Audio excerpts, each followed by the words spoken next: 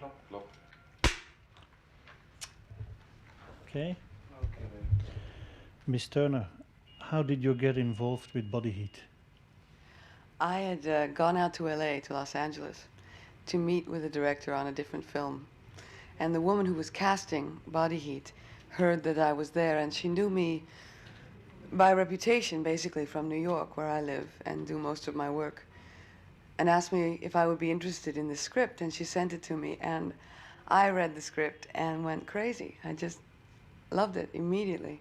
So she set up a meeting with Larry Kasdan and the producer, Fred Gallo, and I read for them, and I suppose that Larry thought he'd found what he wanted. So Bill and I tested together, William Hurt, and we got it. Lawrence Lawrence Kasdan never say why he chooses you.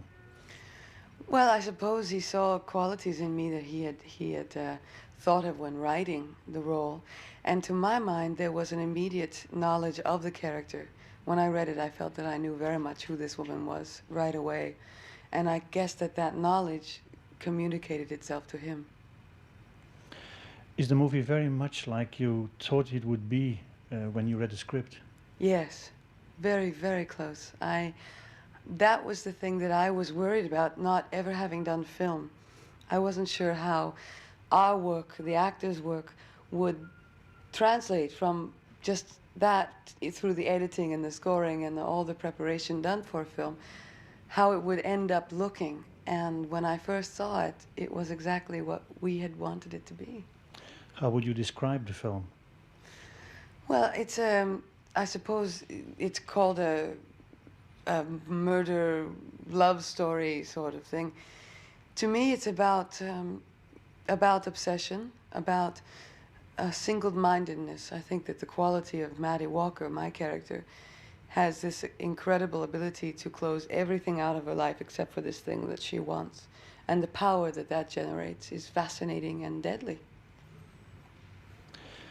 Is it so that your femme fatale image in the film, is it a sort of mirror of, let's say, Lauren Bacall in the 40, 50 films, the thrillers?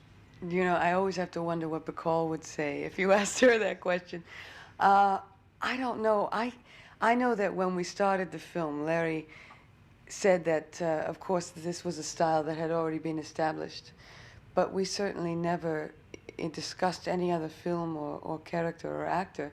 And in fact, I have not seen most of those films, though I think I should now. But it was never part of my thinking. Was Lawrence Kasdan very specific in his direction? Yes. Oh, How yes. does he work with actors? He is incredibly supportive and trusting. He feels that if he casts the right people, the right actors with enough ability, and if he can communicate to them his vision of what this should be, then it's ours to do with as we will. And he has great trust, great support. It's not so that he gives specific directions from... No, he's not an actor. I had a feeling that the atmosphere, the setting, the photography of the film is as much important as the actors themselves. Can you agree on that? And was that also set out from the beginning? Yeah, I mean, Larry has been thinking about this project for years, and being his directorial debut, it was, of course, tremendously important to him. I think that that the cinematographer as well, a man named Richard Klein, is incredible when it comes to light and especially the shades of gray of night and that kind of thing. And he and Larry together created this atmosphere in which all things are possible. You know.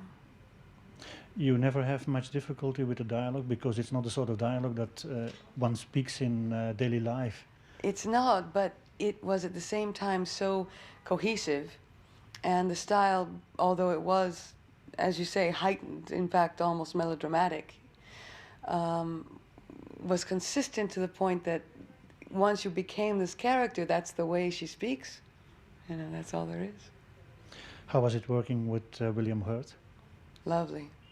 He's a wonderful actor. Can you elaborate on that? I mean, how was the... Well, he's a very giving actor in terms of it was easier for us because we're both stage trained and basically stage actors. And so we already had a common language to begin with. And then in the scenes, he has more knowledge of film work than I do, obviously, having done several films. And he was wonderful in terms of helping me to understand the pacing of the work and the intimacy of it.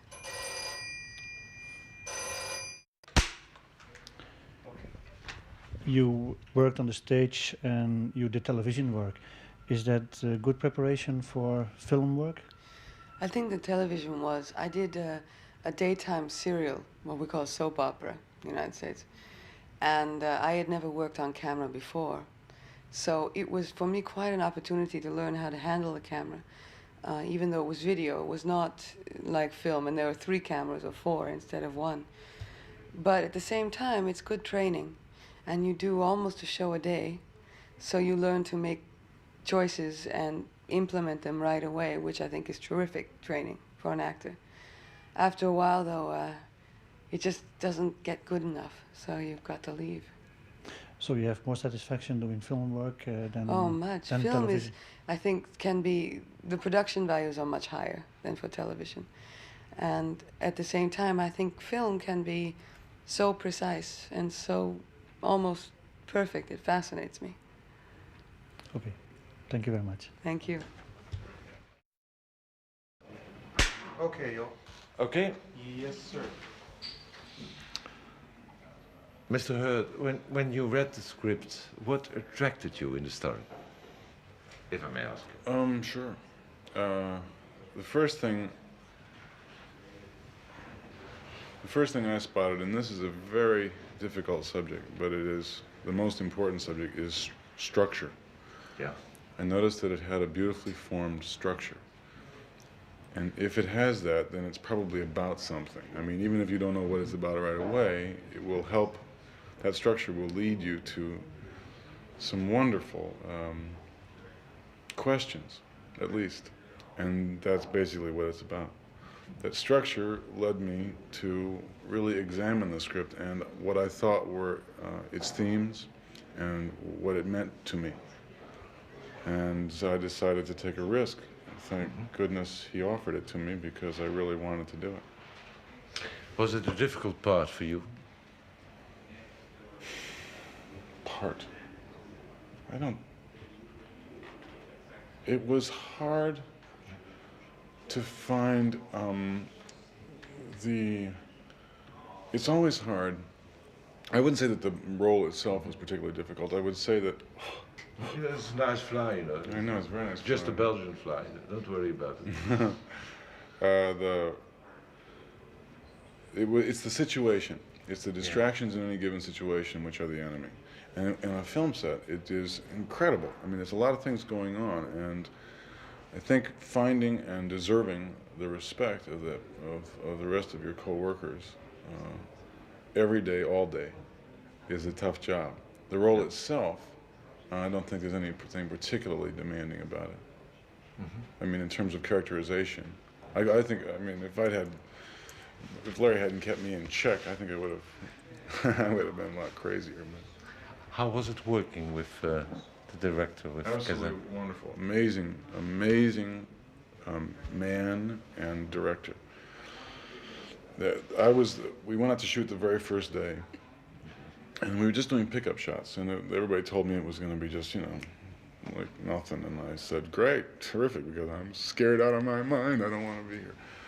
And we went to the beach, and it was dawn, and we were setting up this shot, and he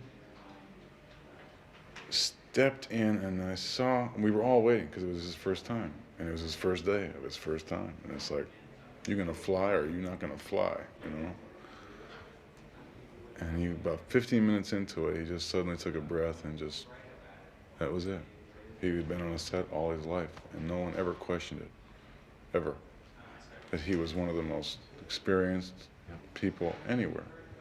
Because he has an amazing capacity to match his motives and goals to his images.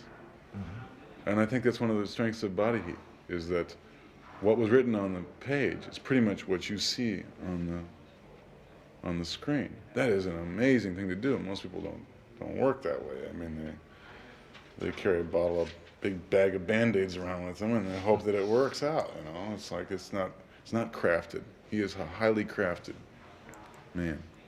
I read somewhere that you are a famous actor on the stage, and that suddenly you make 3 films one after another.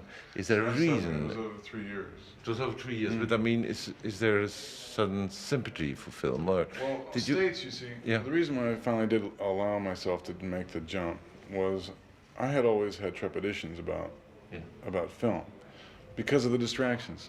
I like to work in a highly concentrated atmosphere. I love concentration itself. It's a state that I enjoy. And I knew that there would be a lot of new things in my life if I took on film.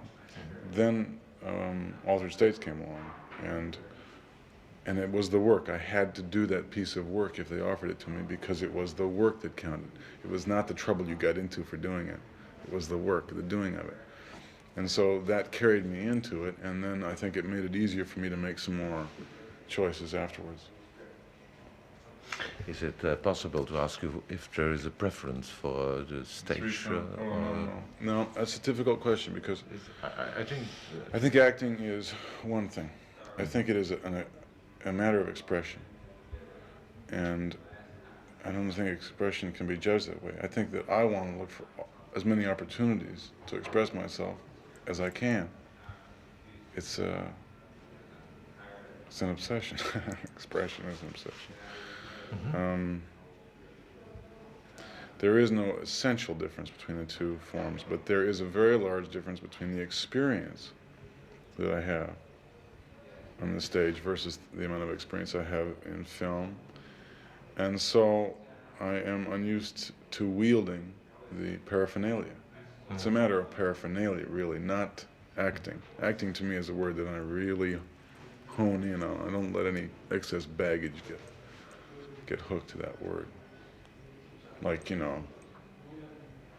like artist.